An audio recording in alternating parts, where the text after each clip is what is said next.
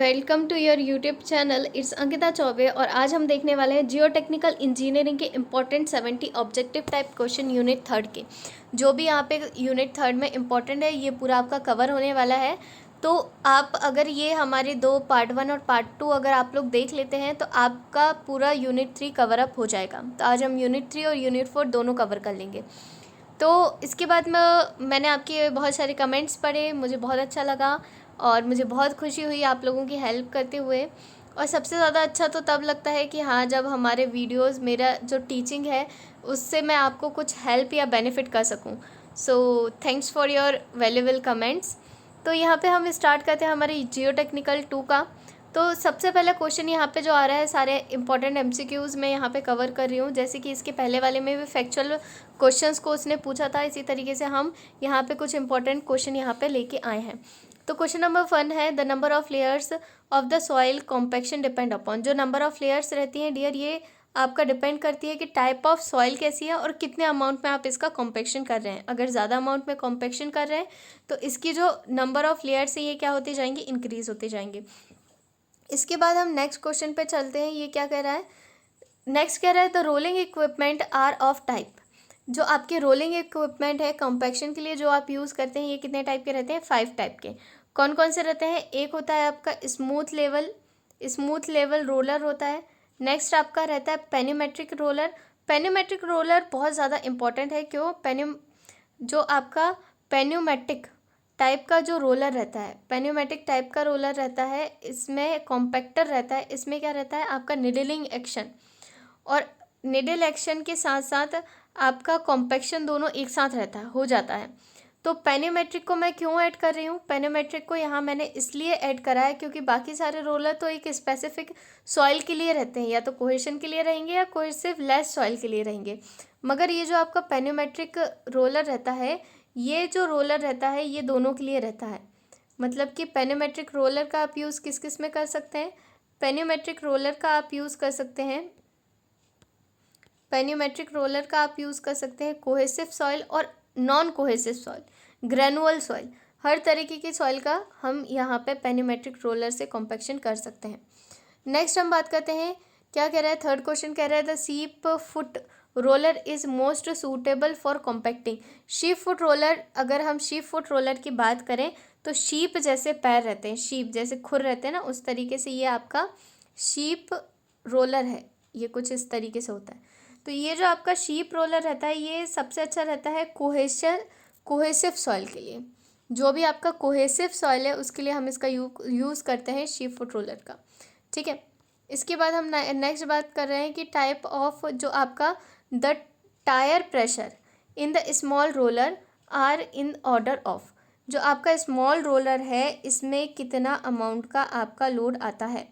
तो अगर आप स्मॉल रोलर की बात करें तो उसमें रहता है 7.5 किलो न्यूटन का लोड, ये रहता है आपका लोड। और अगर हम इसकी प्रेशर की बात करें तो प्रेशर इसमें ये एग्जर्ट करता है 250 किलो न्यूटन का प्रेशर। तो क्या आ जाएगा, ऑप्शन नंबर ए आ जाएगा। लोड भी याद रखेंगे, लोड कितना हो जाएगा, वो पूछ सकता है कि इसमें लोड कितना, अबाउट कितना लोड लग सकता है, तो इसके थ्रू हम लगा सकते हैं 7.5 किलो न्यूटन का load, sheep foot roller. Next क्या कह रहा है, which of the following roller have wheel mounted at a slight angle with respect to the axis. आपका वूबल जो रोलर रहता है ये कुछ एंगल से आपका इसका व्हील क्या रहता है, माउंटेड रहता है ना। तो इसमें क्या आ जाएगा, वूबल रोलर। नेक्स्ट हम बात करेंगे the performance of compaction equipment depend upon. देखो कॉम्पैक्शन का अगर हम बात करें, कॉम्पैक्शन की बात करते हैं तो कॉम्पैक्शन किन किन चीज़ों पर डिपेंड करता है। तो परफॉर्मेंस के ऊपर अगर हम बात करें तो किस टाइप की सॉइल है, सबसे पहले कॉम्पैक्शन का जो परफॉर्मेंस है ये क्या बताएगा, किस टाइप की सॉइल है। जैसे कि कोहेसिव सॉइल है या नॉन कोहेसिव सॉइल है। अगर ज़्यादा सॉइलिंग श्रिंकेज दे रही है तो आपको क्या हो जाएगा, उसमें कॉम्पैक्शन हमें अलग अलग लेयर में करना पड़ेगा, स्प्रिंकलिंग ऑफ वाटर करना पड़ता है। तो सॉइल के ऊपर डिपेंड करता है। इसके बाद जो पार्टिकल डिस्ट्रीब्यूशन है इसके ऊपर भी डिपेंड करता है कि आपका पार्टिकल का डिस्ट्रीब्यूशन कैसा है ना। नेक्स्ट ये डिपेंड करता है वाटर कंटेंट पे कि इसका वाटर कंटेंट कितना है। तो कॉम्पैक्शन के केस में आप याद रखेंगे कि कॉम्पैक्शन जो आपका होता है अगर हम बात करें कि कॉम्पैक्शन अलग अलग सॉइल का अलग अलग होता है ना, तो ये किसके ऊपर डिपेंड करेगा, किस टाइप की सॉइल है। इसके बाद आपका उसमें कितना वाटर वो एब्जॉर्ब कर रही है। थर्ड, इसकी पार्टिकल का डिस्ट्रीब्यूशन कैसा है ना। तो पार्टिकल का, कई बार हम पार्टिकल का डिस्ट्रीब्यूशन कुछ इस तरीके से देखते हैं कि कुछ अलग अलग पार्टिकल होते हैं अलग अलग टाइप के। तो जैसे कि ब्लैक कॉटन सॉइल की हम बात करें तो ब्लैक कॉटन सॉइल में हम देखते हैं ह्यूज कॉम्पैक्शन हमें देखने को मिलता है ना। तो इसका क्या आंसर हो जाएगा, इसका आंसर हो जाएगा ऑल ऑफ दी अबव, क्योंकि तीनों के ऊपर डिपेंड कर रहा है कि सॉइल का टाइप कैसा है, वाटर कंटेंट कितना है, इसके बाद पार्टिकल साइज डिस्ट्रीब्यूशन कैसा है। Next 7 question, which of the following type of vibrating unit use in vibrator, किस टाइप की वाइब्रेटिंग यूनिट हम यूज़ करते हैं वाइब्रेटर में। तो यहाँ पे आंसर आ जाएगा out of balance weight type या फिर पल्स्टिंग हाइड्रोलिक टाइप, है ना। इन दोनों का हम क्या करते हैं, यूज़ करते हैं।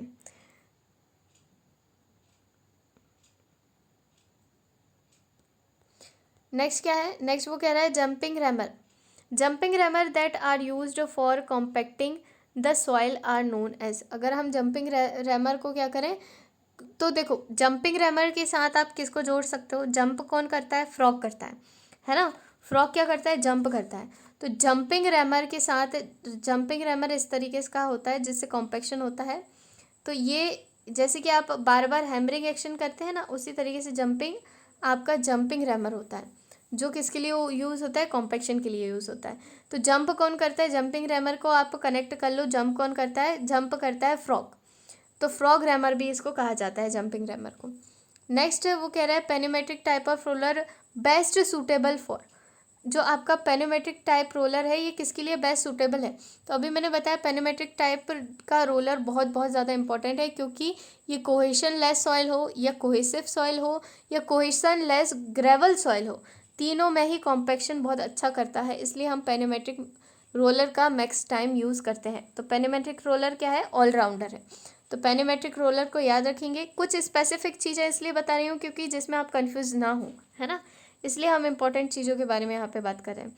नेक्स्ट इसके बाद कह रहा है the foot pressure in the sheep foot roller range from. जो आपका शीप फुट रोलर है ये किसके लिए यूज़ हो रहा था, कोहेशन, जो आपकी कोहेशन लेस सॉइल है, ये वाली जो सॉइल है ना कोहेशन लेस सॉइल, इसके लिए हम किसका यूज़ कर रहे थे, शीप फुट रोलर का यूज़ कर रहे थे।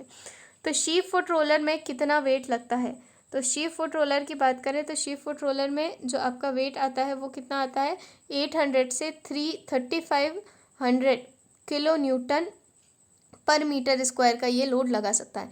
800 से कहाँ तक, 800 से 3500 तक ये क्या कर सकता है, लोड लगा सकता है। दो इम्पॉर्टेंट रोलर्स हैं, कौन कौन से, पेनीमेट्रिक रोलर और शीप फुट रोलर। नेक्स्ट आगे आगे क्या है, the standard proctor test was developed by. जो स्टैंडर्ड प्रॉक्टर टेस्ट है ये किसके द्वारा डेवलप करा गया था, तो आर प्रॉक्टर के द्वारा, उनके ही नाम पे क्या रखा है, इसको रख दिया है इसका नाम। तो इन्हें जो प्रॉक्टर टेस्ट करा था, कब करा था, 1933 में करा था।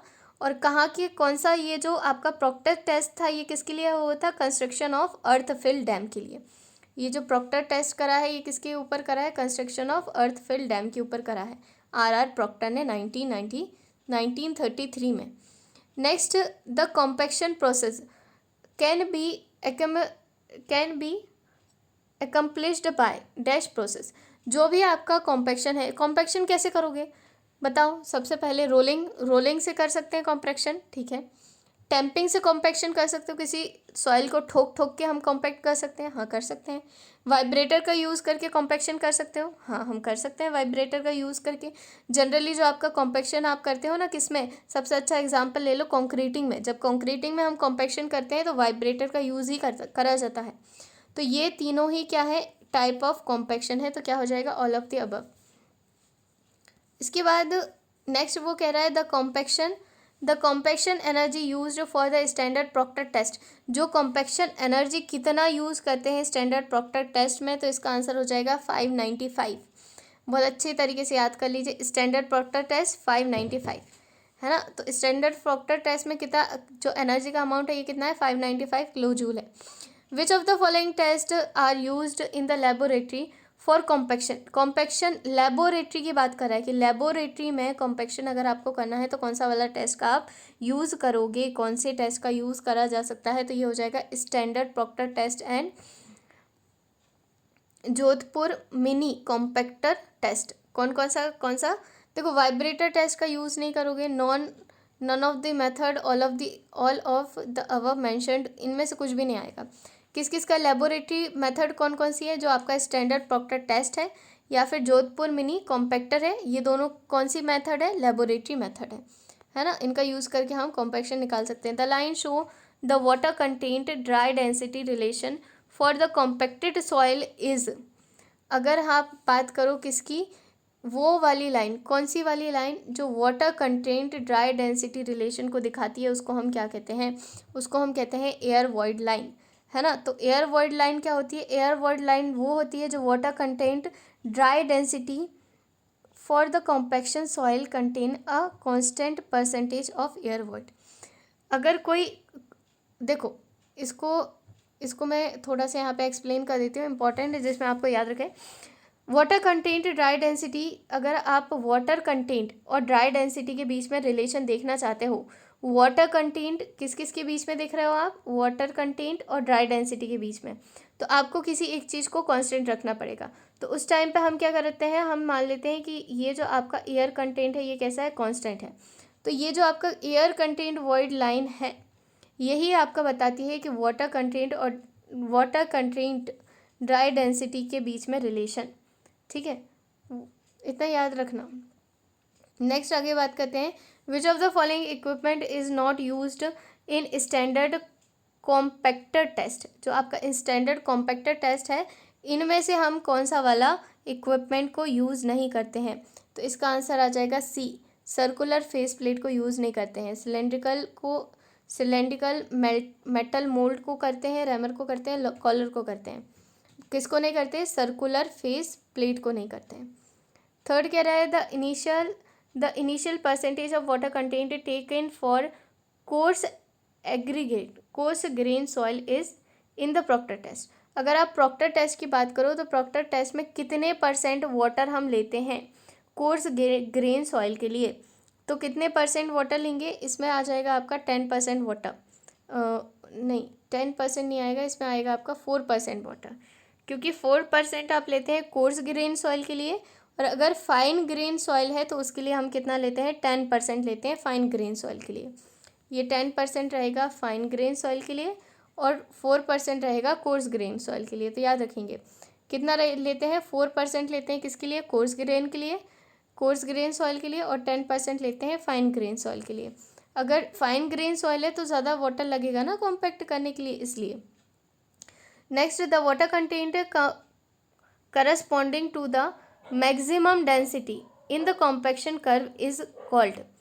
तो जो आपका वाटर कंटेंट है किसके करस्पॉन्डिंग, आपकी डेंसिटी के corresponding, water content corresponding to your density, किसमें, कॉम्पैक्शन कर्व में, इसको हम क्या कहते हैं, इसको हम कहते हैं ऑप्टिमम वाटर कंटेंट। देखो इसको थोड़ा सा हम यहाँ पे समझ लेते हैं, क्या होता है कि जब आप कॉम्पैक्शन कर्व बनाते हैं तो कॉम्पैक्शन कर्व में क्या होता है, जैसे जैसे आप स्प्रिंकलिंग करते जाओगे वाटर की, ये जो आपका सॉइल है, सॉइल के ऊपर क्या करोगे आप, स्प्रिंकलिंग जैसे जैसे वाटर की करते जाओगे और कॉम्पैक्शन करते जाओगे, तो कॉम्पैक्शन जैसे जैसे आपका वाटर कंटेंट के साथ एक अमाउंट तक ये इसकी डेंसिटी क्या होती जाएगी, बढ़ती जाएगी, और एक कंडीशन बाद ये आके यहाँ पे स्टॉप हो जाएगी। ये जहाँ पे स्टॉप होती है, जहाँ से ये रुक जाता है आपका, इसी पॉइंट को हम कहते हैं आपका क्या, इसी पॉइंट को कहते हैं इसका ऑप्टिमम वाटर कंटेंट। तो ऑप्टिमम वाटर कंटेंट क्या रहता है, जहाँ पे मैक्सिमम आपका डेंसिटी बढ़ सकती है करस्पॉन्डिंग टू इसकी वाटर कंटेंट की, है ना। जैसे कि बहुत अच्छा एग्जांपल अगर आप ले लो मिट्टी का या आप ले लो सैंड का, तो क्या करा आपने, सैंड यहाँ पे ये मैंने सैंड भर दिया और इसमें क्या फिल कर दिया, वाटर फिल कर दिया, तो एक अमाउंट तक तो वाटर भरने के कारण ये सैंड क्या होती जाएगी, इसमें डेंसिटी इंक्रीज होती जाएगी या कॉम्पैक्शन दिखाती जाएगी। मगर एक टाइम बाद जब इसके पूरे एयर वॉइड्स फिल हो जाएंगे वाटर से, उस टाइम पे ये क्या कंटेन कर लेगी, ऑप्टिमम आपका वाटर प्रेशर को या ऑप्टिमम वाटर कंटेंट को ये ऑप्टिमम वाटर कंटेंट तक पहुंच जाएगी। इसके बाद अगर आप वाटर और ज़्यादा बढ़ाते हो तो ये सबमर्ज्ड कंडीशन में पहुंच जाती है ना। तो ये थोड़ा सा मैंने यहाँ पे लिक्विड दे दिया जिसमें इसके अलावा और भी कोई क्वेश्चन बने इससे रिलेटेड तो आप कर सकें। फिर क्या कह रहा है, the modify compactor test is also known as, modify compactor test को कहते हैं एशो टेस्ट। इसको याद रखने का सबसे अच्छा तरीका है कि जो आपका एशो थे असिस्टेंट एसोसिएट थे, अमेरिकन एसोसिएट, जो आपका अमेरिकन एसोसिएट था, अमेरिकन एसोसिएट ने ये जो आपका टेस्ट है मॉडिफाइड प्रॉक्टर या स्टैंडर्ड प्रॉक्टर टेस्ट है इसको दिया था, है ना। या फिर आप मॉडिफाई कॉम्पैक्टर टेस्ट भी कह सकते हो। तो इसको हम क्या कहते हैं, एशो। कौन था, अमेरिकन असिस्टेंट था जिसने ये काम करा था, है ना। तो इससे आप याद रख सकते हो। तो रियली में भी एक था अमेरिकन असिस्टेंट जिसने ये करा था। इसके बाद नेक्स्ट है, in standard compactor test soil is compacted into. Standard compaction test में हम सॉइल को कितने पार्ट में डिवाइड करते हैं, इसको हम करते हैं 3 पार्ट में कॉम्पैक्ट। एक फर्स्ट लेयर रखेंगे, फिर 25 बार टैंपिंग रोज से आप क्या करेंगे, टैंपिंग करेंगे, फिर सेकेंड लेयर, फिर 25 टाइम टैंपिंग, फिर थर्ड लेयर, फिर 25 टाइम टैंपिंग। तो स्टैंडर्ड कॉम्पैक्टर टेस्ट में कितने लेयर रहती हैं, 3 लेयर रहती हैं। और इसमें कितने टाइप, कितनी बार आप कॉम्पैक्शन या टैंपिंग करते हैं, 25 टाइम करते हैं। Next, the stabilization of soil are most commonly use in dash engineering. Stabilization of soil आप कहाँ पे यूज़ करते हो, तो ये आएगा आपका एयर फील्ड पेवमेंट में। जब भी आप रोड का कंस्ट्रक्शन करते हो तो वहाँ पे कॉम्पैक्शन का ज़रूरत होता है। तो सबसे ज़्यादा स्टेबिलिटी ऑफ सॉइल, जी हाँ, आप कॉम्पैक्शन कहाँ पे देते हो, तो सबसे ज़्यादा स्टेबिलिटी कॉमनली यूज़ होता है आपका रोड कंस्ट्रक्शन वर्क में या एयर फील्ड पेवमेंट में। Next, method of stabilization can be grouped under dash main type. तो अगर आप मेथड की बात करें तो मेथड को कितने पार्ट में डिवाइड करा गया है, 2 पार्ट में डिवाइड कराया गया है सॉइल स्टेबलाइजेशन में। कमेंट सेक्शन में बताओ दोनों मेथड कौन कौन सी है जल्दी से मुझे। नेक्स्ट क्या कह रहा है, नेक्स्ट थर्ड कह रहा है, 23rd क्वेश्चन कह रहा है, explain the modification of soil property with the help of admixture. अगर आप एड मिक्सचर का यूज़ करते हो तो इस कंडीशन में आप कौन सी वाली प्रॉपर्टी को इंक्रीज़ करते हो, तो हम करते हैं मैकेनिकल स्टेबलाइजेशन। एड मिक्सचर कौन कौन सी यूज़ कर सकते हैं, जैसे कि सीमेंट हुआ, लाइम हुआ, बिटोमिन हुआ, या कोई एक्स्ट्रा केमिकल हुए, है ना। ये जो आप सीमेंट, लाइम, ये सारा यूज़ करते हैं ना आप स्टेबलाइजेशन के लिए, इसी को हम कहते हैं एड मिक्सचर। ये आपके होते हैं क्या, एड मिक्सचर्स होते हैं। तो ये कैसा कॉम्पैक्शन देते हैं, मैकेनिकल स्टेबिलिटी देते हैं। Next, the important factor that govern the engineering behaviour of soil are. Engineering behaviour of soil को कौन गवर्न करता है, तो कौन गवर्न करता है, इसका आंसर क्या हो जाएगा, पार्टिकल साइज डिस्ट्रीब्यूशन। जिस तरीके से आपका पार्टिकल साइज डिस्ट्रीब्यूशन रहेगा उसी के ऊपर आपका इंजीनियरिंग बिहेवियर भी डिपेंड करेगा। नेक्स्ट हम बात करते हैं mechanical stabilization of soil involve which of the following operation. क्या कह रहा है, मैकेनिकल स्टेबलाइजेशन अगर आप कर रहे हो किसी भी सॉइल का तो वो किस तरीके का मैकेनिक्स को शो करता है, किस तरीके से आप इसको कर सकते हो। तो इसका आपका आंसर हो जाएगा A, compaction and changing the composition of soil. आप क्या करते हो मैकेनिकल स्टेबलाइजेशन में, पहली चीज़ आप करते हो कॉम्पैक्शन, दूसरी चीज़ करते हो क्या, आप चेंज कर देते हो कंपोजिशन ऑफ सॉइल। सॉइल के कंपोजिशन को चेंज कर देते हो, जैसे कि हमने सीमेंट मिला दिया या हमने लाइम मिला दिया, तो लाइम क्या करेगा, इसकी बॉन्डिंग कैपेसिटी को इंक्रीज़ कर देगा, सीमेंट क्या करेगा, इसकी बॉन्डिंग कैपेसिटी को इंक्रीज़ कर देगा। तो आपने किस में चेंज कर दिया, आपने इसके कंपोजिशन में चेंज कर दिया सॉइल के। तो सॉइल के कंपोजिशन में और कॉम्पैक्शन में दोनों में चेंज कौन करता है, मैकेनिकल स्टेबलाइजेशन। नेक्स्ट कह रहा है 26, for the mechanical stabilization based liquid limit should not exceed. अगर हम मैकेनिकल स्टेबलाइजेशन की बात करें तो इसमें कितना लिक्विड लिमिट होना चाहिए, तो इसमें जो आपका लिक्विड लिमिट रहता है ये 25% रहता है। अगर ज़्यादा पानी मिलाओगे तो भाई आप स्टेबलाइजेशन कैसे करोगे, है ना। तो इसलिए हम कितना लिमिट सेटअप कर लिया, 25 लिमिट 25% रहता है। किस कंडीशन में, आपके मैकेनिकल स्टेबलाइजेशन की कंडीशन में। नेक्स्ट वो कह रहा है कि 27 the property of soil under compaction depend upon. जो आपका कॉम्पैक्शन है ये किसके ऊपर डिपेंड करेगा, है ना। तो ये किसके ऊपर डिपेंड करता है, वाटर कंटेंट के ऊपर डिपेंड करता है। देखो सॉइलिंग और श्रिंकेज की कैपेसिटी किसकी रहती है, सबसे ज़्यादा सॉइलिंग और श्रिंकेज की कैपेसिटी रहती है आपकी ब्लैक कॉटन सॉइल की। तो ब्लैक कॉटन सॉइल में क्या रहता है, जैसे ही आप पानी भरोगे तो ये क्या कर जाती है, सॉइल कर जाती है ना। और जैसे ही अगर बहुत ज़्यादा धूप पड़ गई तो क्या हो जाएगी, श्रिंक हो जाएगी, बिल्कुल क्रैक्स वगैरह आ जाएंगे। तो इसलिए हम कहते हैं कि हमारा जो घर वगैरह रहते हैं वो कहाँ पे नहीं, ब्लैक कॉटन सॉइल में हम नहीं बनाते हैं, उसका अच्छे से स्टेबलाइजेशन करते हैं उसके बाद बनाते हैं। क्यों, इसीलिए बनाते हैं। नेक्स्ट क्या कह रहे हैं, the property of the soil that are affected by compaction are. कौन सी वाली प्रॉपर्टी है जो इफेक्ट होती है कॉम्पैक्शन के कारण। तो कौन सी वाली प्रॉपर्टी होगी, स्वेलिंग। अगर आप अच्छे से कॉम्पैक्शन कर दोगे तो क्या स्वेलिंग इफेक्ट होगी, हाँ स्वेलिंग इफेक्ट होगी। वाटर एब्जॉर्प्शन कैपेसिटी भी इफेक्ट होगी। परमेबिलिटी भी इफेक्ट होगी। परमेबिलिटी क्या होता है, परमेबिलिटी होता है आपका जो एयर वर्ड से वाटर की कैपेसिटी, कैपिलरी एक्शन। परमेबिलिटी कितना वाटर ये आपके अंदर जा सकता है सॉइल के, ठीक है। तो इसमें क्या आ जाएगा, इसमें आंसर आ जाएगा ऑल ऑफ द अबव। तीनों चीज़ें आती हैं, सॉइलिंग को भी करेगा, वाटर एब्जॉर्प्शन को भी करेगा, परमेबिलिटी को भी करेगा। नेक्स्ट कह रहा है the soil stabilization with the cement is called.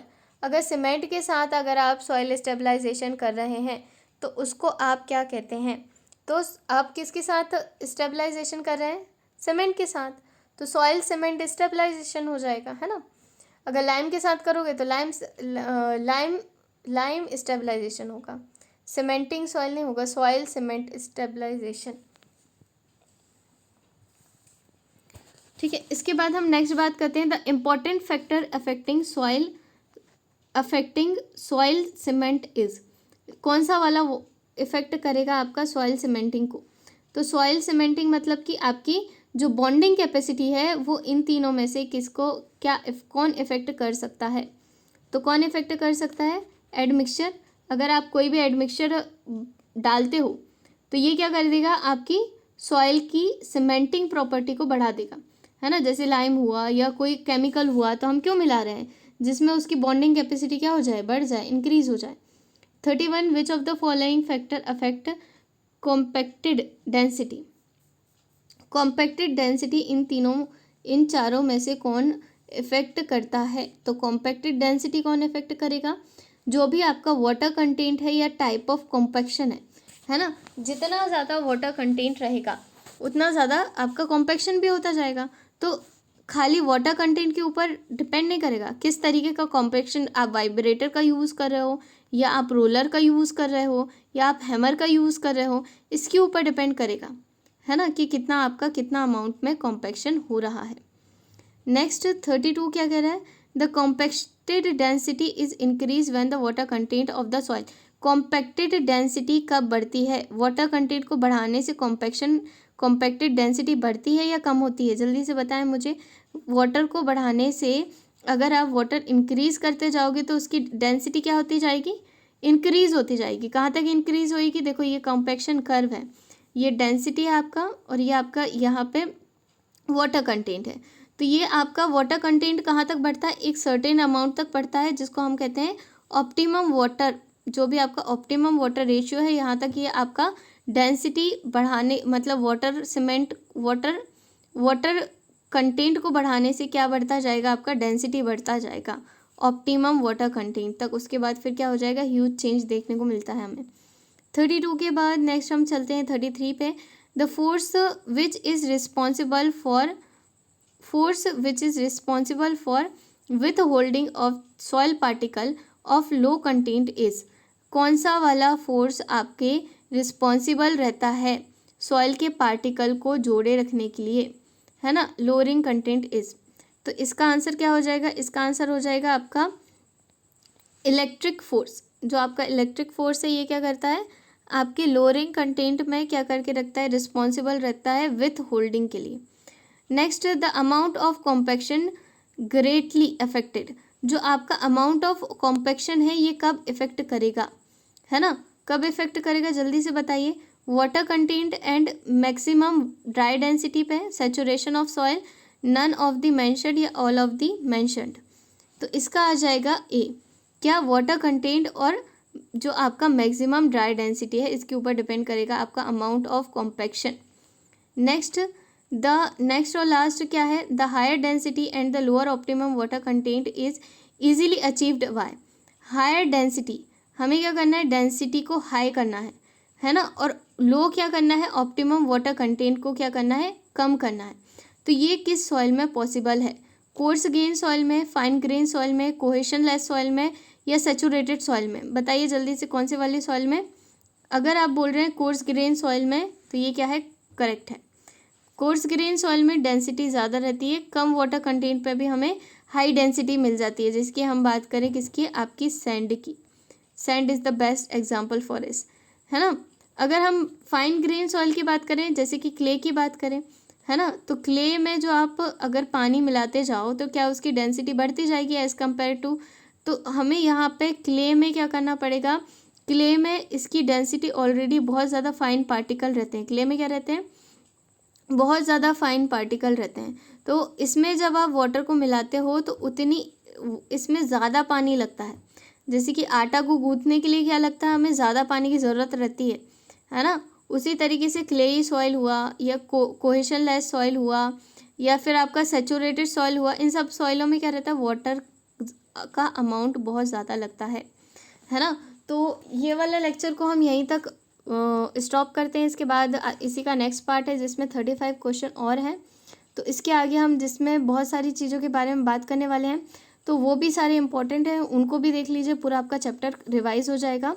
Thanks for watching my video, best of luck for your exam. और कमेंट सेक्शन में मुझे ज़रूर बताना कि आपका एग्ज़ाम कैसा गया।